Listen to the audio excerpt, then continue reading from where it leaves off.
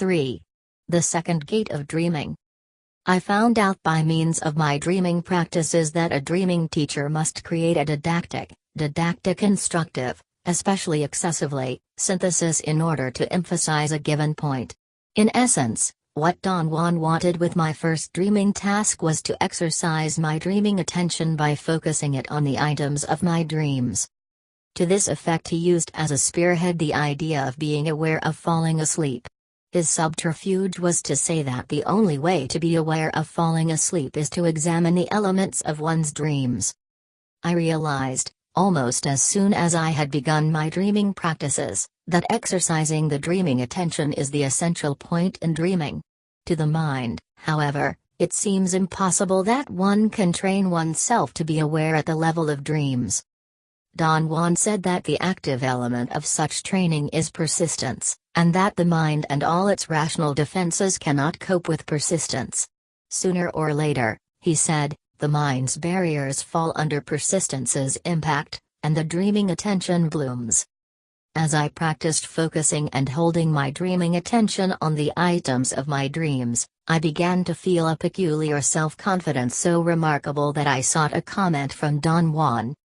It is your entering into the second attention that gives you that sense of self-assurance, he said. This calls for even more sobriety on your part.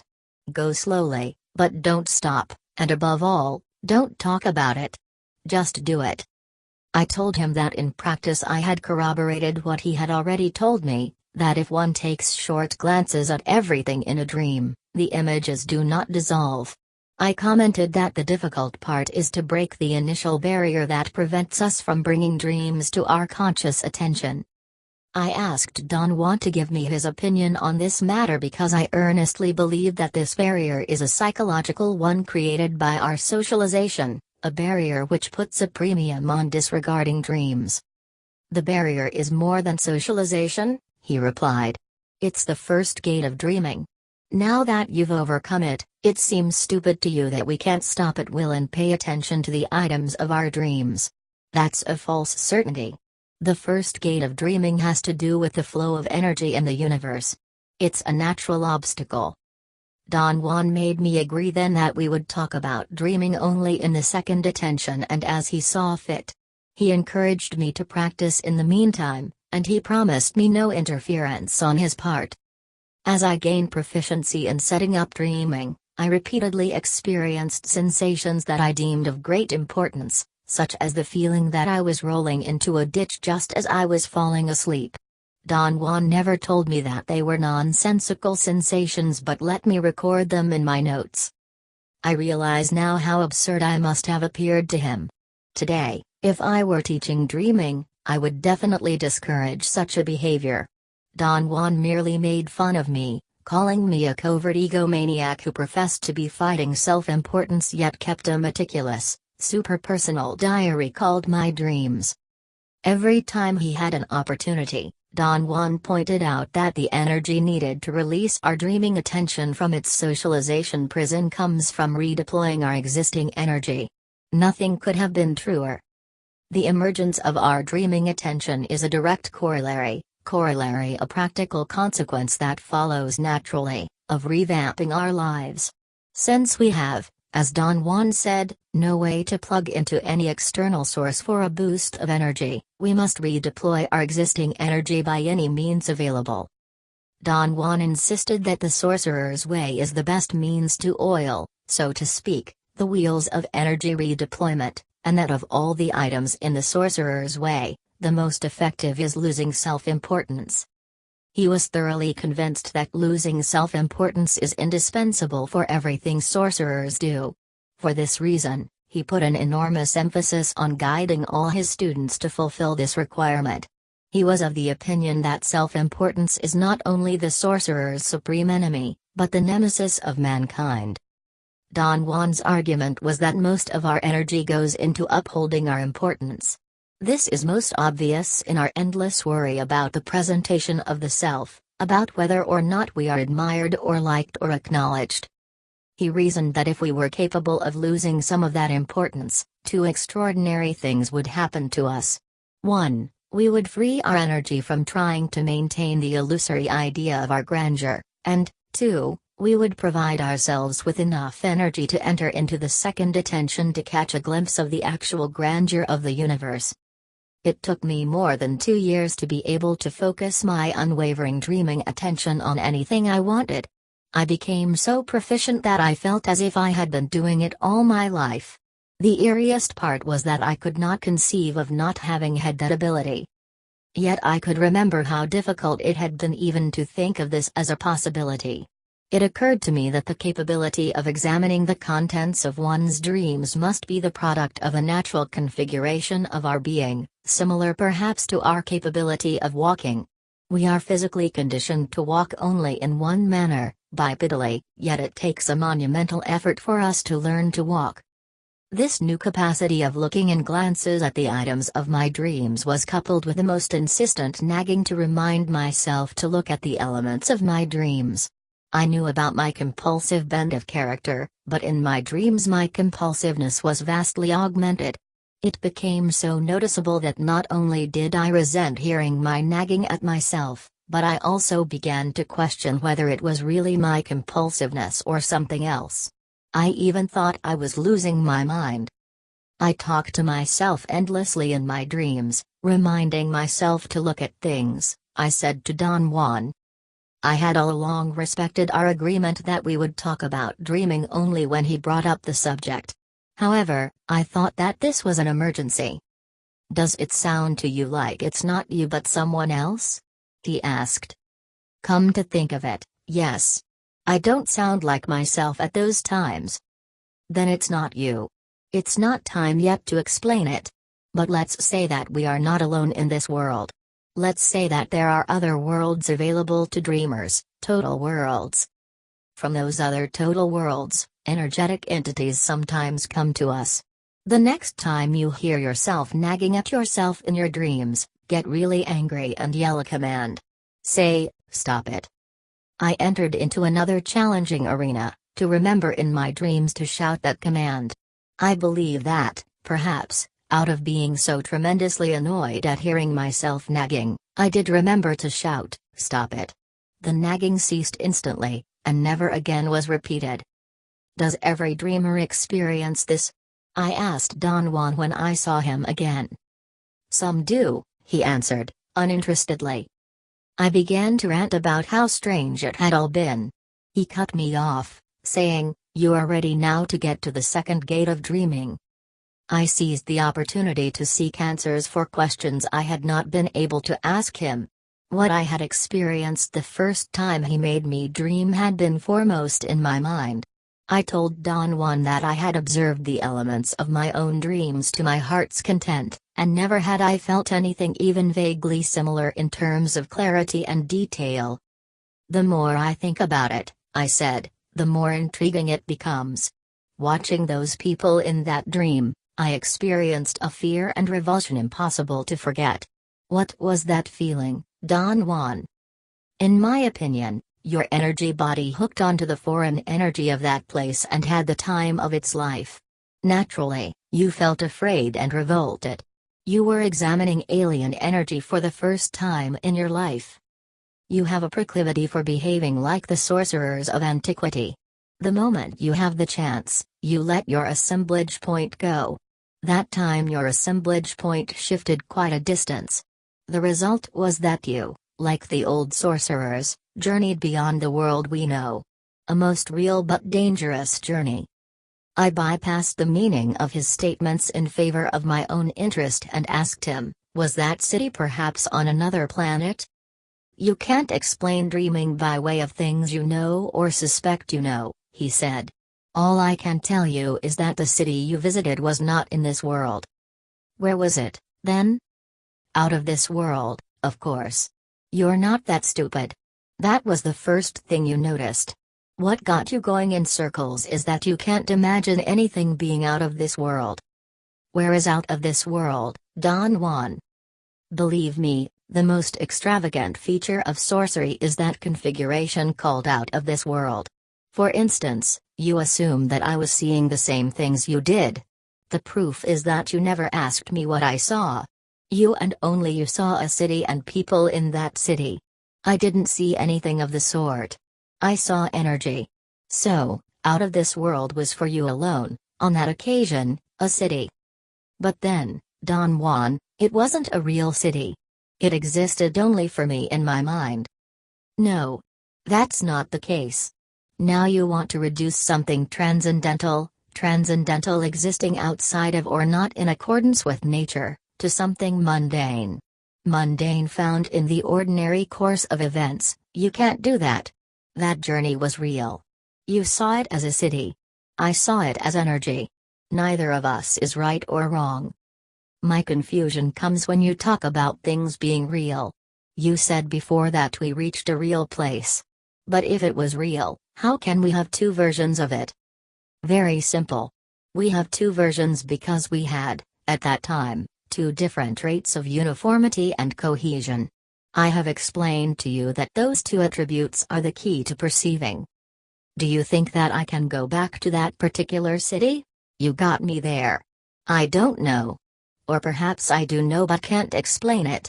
Or perhaps I can explain it but I don't want to. You'll have to wait and figure out for yourself which is the case. He refused any further discussion. Let's get on with our business, he said. You reach the second gate of dreaming when you wake up from a dream into another dream. You can have as many dreams as you want or as many as you are capable of, but you must exercise adequate control and not wake up in the world we know. I had a jolt of panic. Are you saying that I should never wake up in this world? I asked. No, I didn't mean that. But now that you have pointed it out, I have to tell you that it is an alternative. The sorcerers of antiquity used to do that, never wake up in the world we know. Some of the sorcerers of my line have done it too. It certainly can be done, but I don't recommend it. What I want is for you to wake up naturally when you are through with dreaming. But while you are dreaming, I want you to dream that you wake up in another dream. I heard myself asking the same question I had asked the first time he told me about setting up dreaming. But is it possible to do that? Don Juan obviously caught on to my mindlessness and laughingly repeated the answer he had given me before. Of course it's possible. This control is no different from the control we have over any situation in our daily lives. I quickly got over my embarrassment and was ready to ask more questions. Don Juan anticipated me, and began to explain facets of the second gate of dreaming, an explanation that made me yet more uneasy.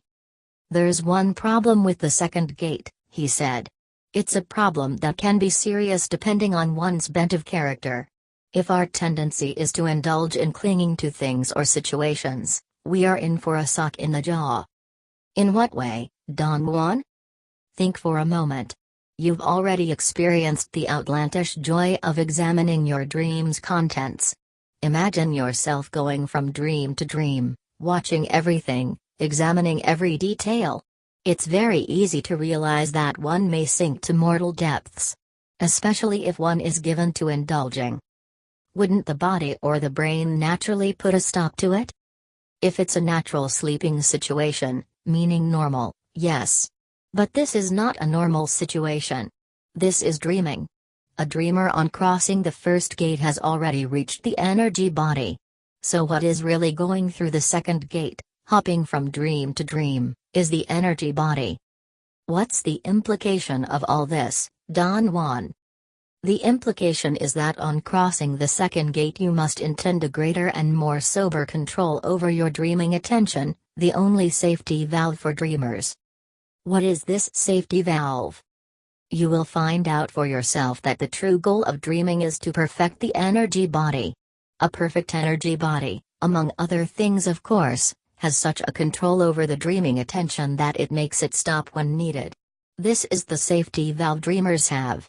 No matter how indulging they might be, at a given time, their dreaming attention must make them surface.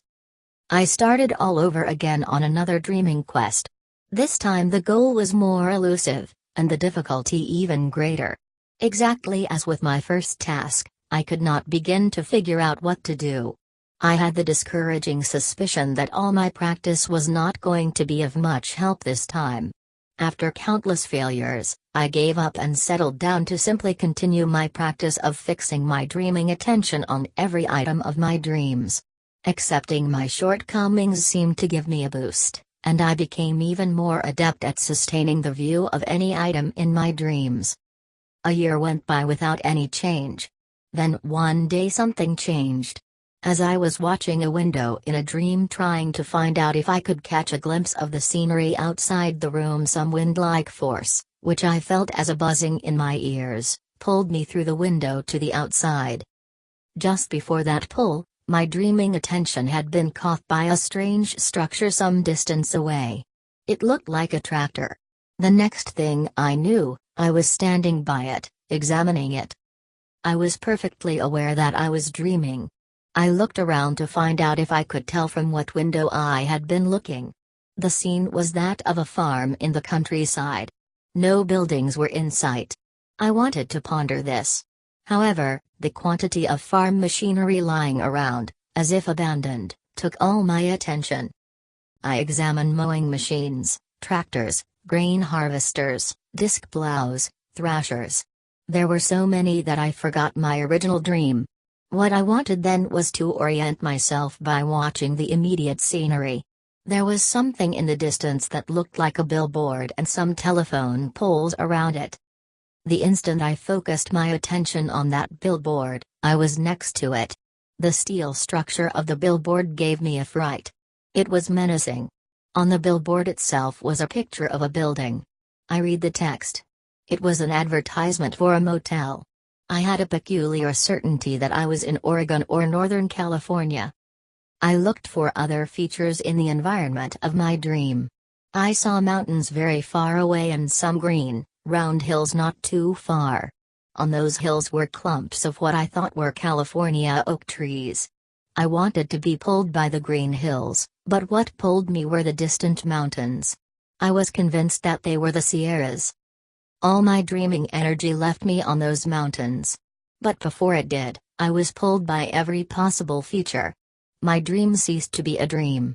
As far as my capacity to perceive was concerned, I was veritably in the Sierras, zooming into ravines, boulders, trees, caves. I went from scarp faces to mountain peaks until I had no more drive and could not focus my dreaming attention on anything. I felt myself losing control. Finally, there was no more scenery, just darkness. "You have reached the second gate of dreaming," Don Juan said when I narrated my dream to him. "What you should do next is to cross it. Crossing the second gate is a very serious affair. It requires a most disciplined effort." I was not sure I had fulfilled the task he outlined for me because I had not really woken up in another dream. I asked Don Juan about this irregularity. "The mistake was mine," he said. "I told you that one has to wake up in another dream, but what I meant is that one has to change dreams in an orderly and precise manner, the way you have done it. With the first gate, you wasted a lot of time looking exclusively for your hands. This time, you went directly to the solution without bothering to follow the given command of waking up in another dream." Don Juan said that there are two ways of properly crossing the second gate of dreaming. One is to wake up in another dream, that is to say, to dream that one is having a dream, and then dream that one wakes up from it. The alternative is to use the items of a dream to trigger another dream, exactly as I had done. Just as he had been doing all along, Don Juan let me practice without any interference on his part, and I corroborated the two alternatives he described. Either I dreamt that I was having a dream from which I dreamt I woke up, or I zoomed from a definite item accessible to my immediate dreaming attention to another one not quite accessible. Or I entered into a slight variation of the second, I gazed at any item of a dream, maintaining the gaze until the item changed shape, and by changing shape it pulled me into another dream through a buzzing vortex. Never was I capable, however, of deciding beforehand which of the three I would follow. My dreaming practices always ended by my running out of dreaming attention, and by my finally waking up, or by my falling into dark, deep slumber. Everything went smoothly in my practices.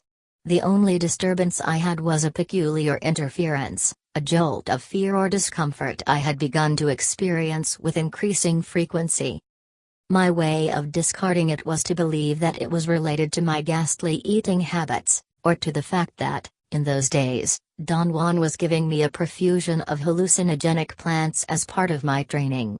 Those jolts became so prominent, however, that I had to ask Don Juan's advice. "You have entered now into the most dangerous facet of the sorcerer's knowledge," he began. "It is sheer dread, a veritable nightmare. I could joke with you and say that I didn't mention this possibility to you out of regard for your cherished rationality, but I can't. Every sorcerer has to face it. Here is where, I fear, you might very well think you're going off the deep end." Don Juan very solemnly explained that life and consciousness, being exclusively a matter of energy, are not solely the property of organisms. He said that sorcerers have seen that there are two types of conscious beings roaming the earth, the organic and the inorganic. In comparing one with the other, sorcerers have seen that both are luminous masses crossed from every imaginable angle by millions of the universe's energy filaments. They are different from each other in their shape and in their degree of brightness. Inorganic beings are long and candle-like but opaque, whereas organic beings are round and by far the brighter. Another noteworthy difference, which Don Juan said sorcerers have seen, is that the life and consciousness of organic beings is short-lived because they are made to hurry, whereas the life of inorganic beings is infinitely longer, and their consciousness infinitely more calm and deeper. Sorcerers find no problem interacting with them, Don Juan went on. Inorganic beings possess the crucial ingredient for interaction, consciousness. But do these inorganic beings really exist? Like you and I exist? I asked. Of course they do, he replied. Believe me, sorcerers are very intelligent creatures. Under no condition would they toy with aberrations of the mind, and then take them for real. Why do you say they are alive? For sorcerers, having life means having consciousness. It means having an assemblage point and its surrounding glow of awareness, a condition that points out to sorcerers that the being in front of them, organic or inorganic, is thoroughly capable of perceiving. Perceiving is understood by sorcerers as the precondition of being alive. Then the inorganic beings must also die. Is that true, Don Juan? Naturally. They lose their awareness just like we do, except that the length of their consciousness is staggering to the mind. Do these inorganic beings appear to sorcerers? It's very difficult to tell what is what with them. Let's say that those beings are enticed by us, or better yet, compelled to interact with us. Don Juan peered at me most intently. You're not taking in any of this at all, he said with the tone of someone who has reached a conclusion. It's nearly impossible for me to think about this rationally, I said. I warned you that the subject will tax your reason. The proper thing to do then is to suspend judgment and let things take their course, meaning that you let the inorganic beings come to you. Are you serious, Don Juan? Deadly serious. The difficulty with inorganic beings is that their awareness is very slow in comparison with ours. It will take years for a sorcerer to be acknowledged by inorganic beings. So, it is advisable to have patience and wait. Sooner or later they show up, but not like you or I would show up.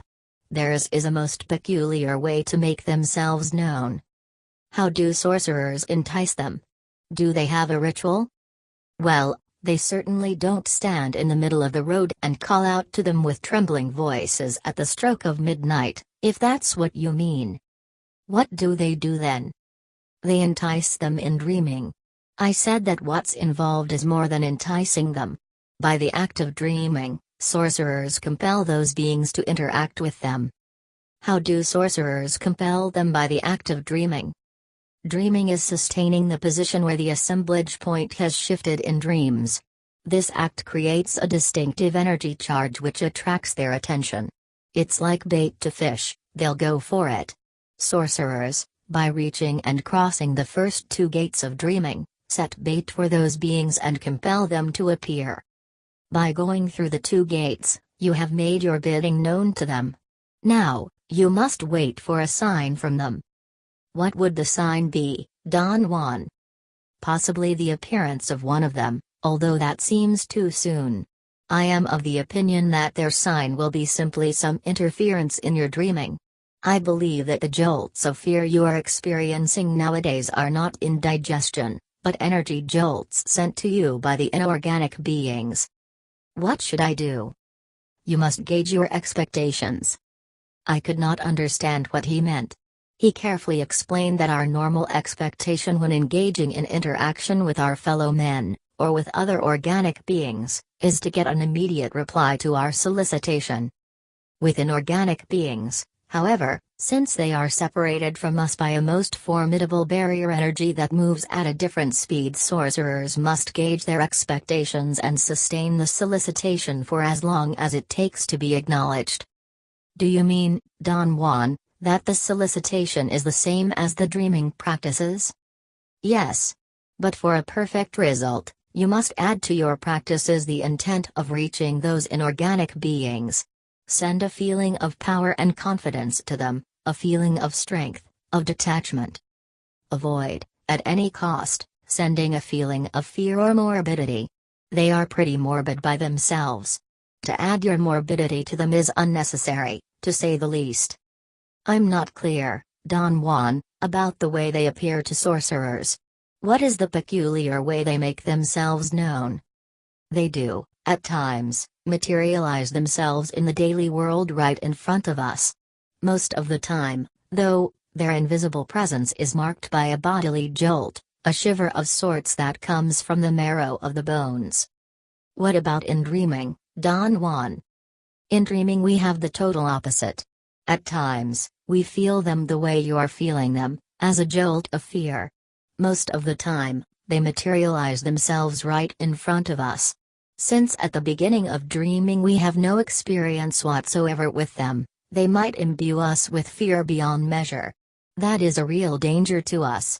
Through the channel of fear, they can follow us to the daily world with disastrous results for us. In what way, Don Juan? Fear can settle down in our lives, and we would have to be mavericks to deal with it. Inorganic beings can be worse than a pest. Through fear they can easily drive us raving mad. What do sorcerers do with inorganic beings? They mingle with them. They turn them into allies. They form associations, create extraordinary friendships. I call them vast enterprises where perception plays the uppermost role. We are social beings. We unavoidably seek the company of consciousness. With inorganic beings, the secret is not to fear them. And this must be done from the beginning. The intent one has to send out to them has to be of power and abandon. In that intent one must encode the message, I don't fear you. Come to see me. If you do, I'll welcome you. If you don't want to come, I'll miss you. With a message like this, they'll get so curious that they'll come for sure. Why should they come to seek me, or why on earth should I seek them? Dreamers, whether they like it or not, in their dreaming seek associations with other beings. This may come to you as a shock, but dreamers automatically seek groups of beings, nexuses, connected series or groups, of inorganic beings in this case. Dreamers seek them avidly. This is very strange to me, Don Juan. Why would dreamers do that? The novelty for us is the inorganic beings. And the novelty for them is one of our kind crossing the boundaries of their realm. The thing you must bear in mind from now on is that inorganic beings, with their superb consciousness, exert a tremendous pull over dreamers and can easily transport them into worlds beyond description. The sorcerers of antiquity used them, and they are the ones who coined the name allies. Their allies taught them to move the assemblage point out of the egg's boundaries into the non-human universe. So when they transport a sorcerer, they transport him to worlds beyond the human domain. As I heard him talk, I was plagued by strange fears and misgivings, which Don Juan promptly realized. You're a religious man to the end. He laughed. Now, you're feeling the devil breathing down your neck. Think about dreaming in these terms, Dreaming is perceiving more than what we believe it is possible to perceive. In my waking hours, I worried about the possibility that inorganic conscious beings really existed. When I was dreaming, however, my conscious worries did not have much effect. The jolts of physical fear continued, but whenever they happened, a strange calmness always trailed behind, a calmness that took control of me and let me proceed as if I had no fear at all. It seemed at that time that every breakthrough in dreaming happened to me suddenly, without warning. The presence of inorganic beings in my dreams was no exception. It happened while I was dreaming about a circus I knew in my childhood.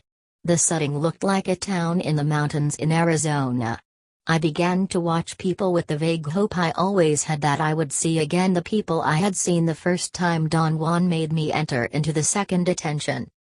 As I watched them, I felt a sizable jolt of nervousness in the pit of my stomach. It was like a punch. The jolt distracted me, and I lost sight of the people, the circus, and the mountain town in Arizona. In their place stood two strange-looking figures. They were thin, less than a foot wide, but long, perhaps 7 feet. They were looming over me like two gigantic earthworms. I knew that it was a dream, but I also knew that I was seeing. Don Juan had discussed seeing in my normal awareness and in the second attention as well. Although I had been incapable of experiencing it myself, I thought I had understood the idea of directly perceiving energy. In that dream, looking at those two strange apparitions, I realized that I was seeing the energy essence of something unbelievable. I remained very calm. I did not move. The most remarkable thing to me was that they didn't dissolve or change into something else. They were cohesive beings that retained their candle-like shape. Something in them was forcing something in me to hold the view of their shape. I knew it because something was telling me that if I did not move, they would not move either. It all came to an end, at a given moment, when I woke up with a fright. I was immediately besieged by fears. A deep preoccupation took hold of me. It was not psychological worry, but rather a bodily sense of anguish and sadness with no apparent foundation. The two strange shapes appeared to me from then on in every one of my dreaming sessions. Eventually, it was as if I dreamt only to encounter them. They never attempted to move toward me or to interfere with me in any way. They just stood there immobile in front of me for as long as my dream lasted. Not only did I never make any effort to change my dreams, but I even forgot the original quest of my dreaming practices. When I finally discussed with Don Juan what was happening to me, I had spent months solely viewing the two shapes. "You are stuck at a dangerous crossroad," Don Juan said. "It isn't right to chase these beings away, but it isn't right either to let them stay. For the time being, their presence is a hindrance to your dreaming." "What can I do, Don Juan?" "Face them, right now, in the world of daily life, and tell them to come back later when you have more dreaming power." "How do I face them?" "It's not simple, but it can be done.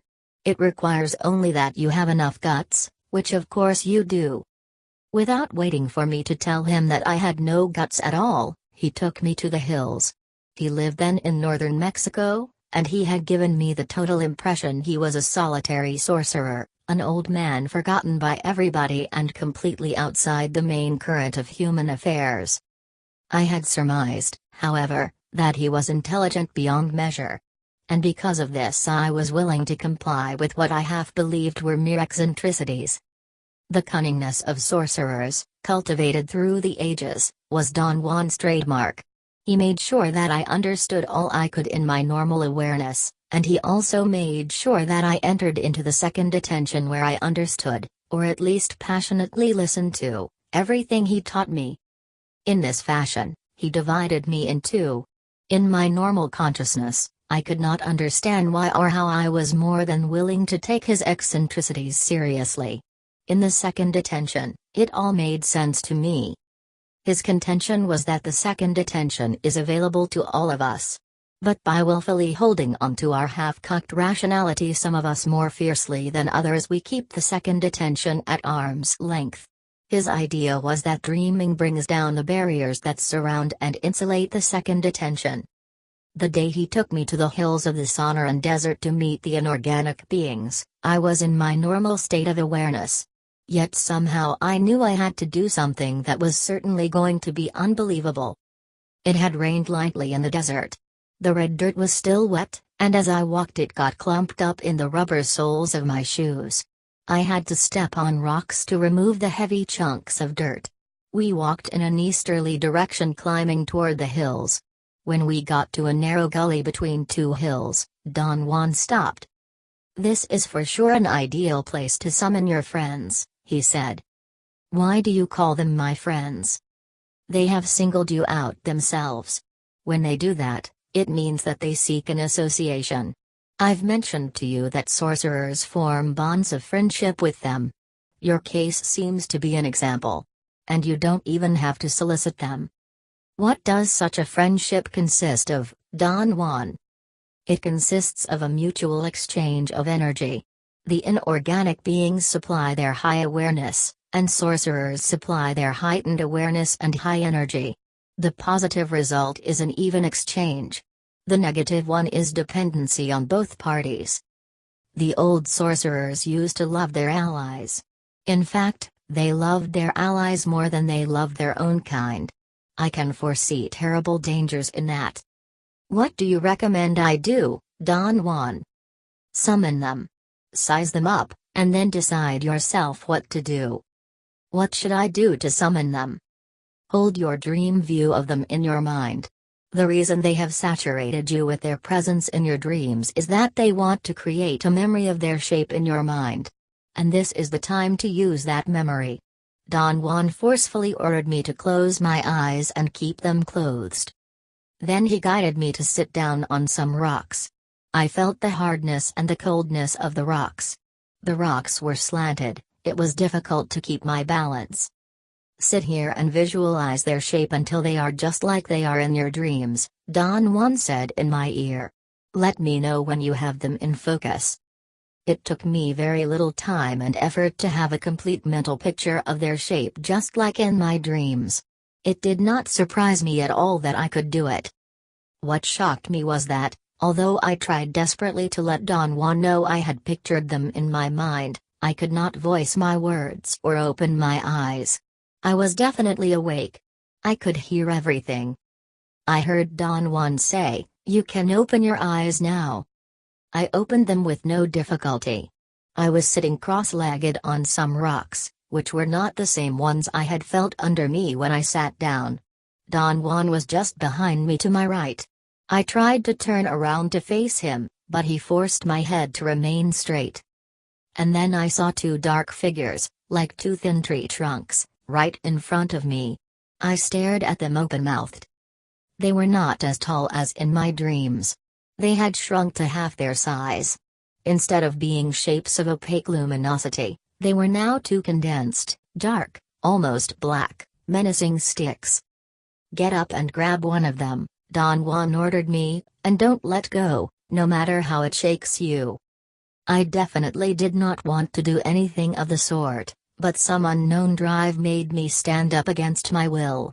I had at that moment the clear realization that I would end up doing what Don Juan had ordered me to, although I had no conscious intention of doing so. Mechanically, I advanced toward the two figures, my heart pounding nearly out of my chest. I grabbed the one to my right. What I felt was an electric discharge that almost made me drop the dark figure.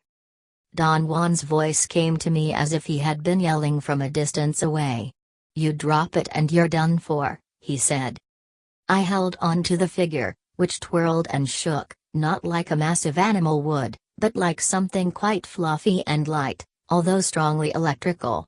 We rolled and turned on the sand of the gully for quite some time. It gave me jolt after jolt of some sickening electric current. I thought it was sickening because I fancied it to be different from the energy I had always encountered in our daily world. When it hit my body, it tickled me and made me yell and growl like an animal, not in anguish, but in a strange anger. It finally became a still, almost solid form under me. It lay inert. I asked Don Juan if it was dead, but I did not hear my voice. Not a chance, said someone laughing, someone who was not Don Juan. You've just depleted its energy charge. But don't get up yet. Lie there just a moment longer. I looked at Don Juan with a question in my eyes. He was examining me with great curiosity. Then he helped me up. The dark figure remained on the ground. I wanted to ask Don Juan if the dark figure was all right. Again, I could not voice my question. Then I did something extravagant. I took it all for real. Up to that moment something in my mind was preserving my rationality by taking what was happening as a dream induced by Don Juan's machinations. I went to the figure on the ground and tried to lift it up. I could not put my arms around it because it had no mass. I became disoriented. The same voice, which was not Don Juan's, told me to lie down on top of the inorganic being. I did it, and both of us got up in one motion, the inorganic being like a dark shadow attached to me. It gently separated from me and disappeared, leaving me with an extremely pleasant feeling of completeness. It took me more than 24 hours to regain total control of my faculties. I slept most of the time. Don Juan checked me from time to time by asking me the same question: was the inorganic being's energy like fire or like water? My throat seemed scorched. I could not tell him that the energy jolts I had felt were like jets of electrified water. I have never felt jets of electrified water in my life. I am not sure if it is possible to produce them or to feel them, but that was the image playing in my mind every time Don Juan asked his key question. Don Juan was asleep when I finally knew I was completely recovered. Knowing that his question was of great importance, I woke him up and told him what I had felt. You are not going to have helping friends among the inorganic beings, but rather relationships of annoying dependence, he stated. Be extremely careful. Watery inorganic beings are more given to excesses. The old sorcerers believed that the watery inorganic beings were more loving, more capable of imitating, or perhaps were even capable of having feelings as opposed to the fiery ones, who were thought to be more serious and more contained, but also more pompous. What's the meaning of all this for me, Don Juan? The meaning is too vast to discuss at this time. My recommendation is that you vanquish fear from your dreams and from your life in order to safeguard your unity. The inorganic being you depleted of energy and then recharged again was thrilled out of its candle-like shape with it. It'll come to you for more. Why didn't you stop me, Don Juan? You didn't give me time. Besides, you didn't even hear me shouting at you to leave the inorganic being on the ground. You should have lectured me beforehand the way you always do about all the possibilities. I didn't know all the possibilities.